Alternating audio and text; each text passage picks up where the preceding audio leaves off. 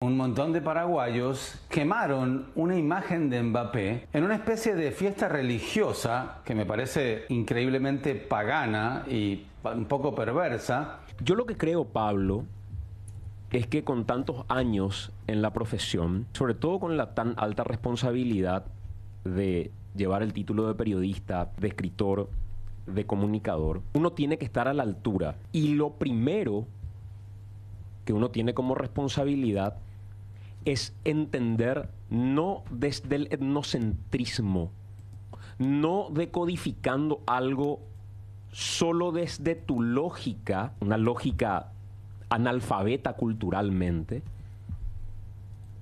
¿Qué significa para un país una práctica determinada? Porque aquí la calificación de vandalismo o un acto pagano puede llevar a interpretar que inclusive se lo estaba quemando en plaza pública a Mbappé como un hecho criminal. Descontextualizar culturalmente algo es un hecho deshonesto desde todo punto de vista intelectualmente. Que la sátira o la figura de quemar un muñeco o de quemar algo no tiene que ver con un acto de vandalismo.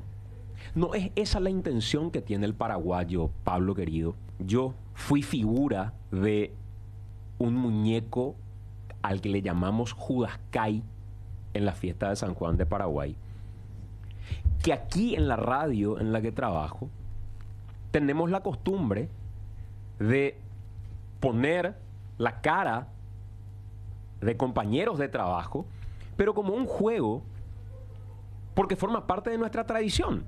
Yo no creo, ni siento, ni me ofendo porque me utilicen como Judascay, y no puedo llevar al extremo de interpretar ese hecho como un vandalismo en el que me quieren quemar vivo a mí en plaza pública. No deja de ser una sátira.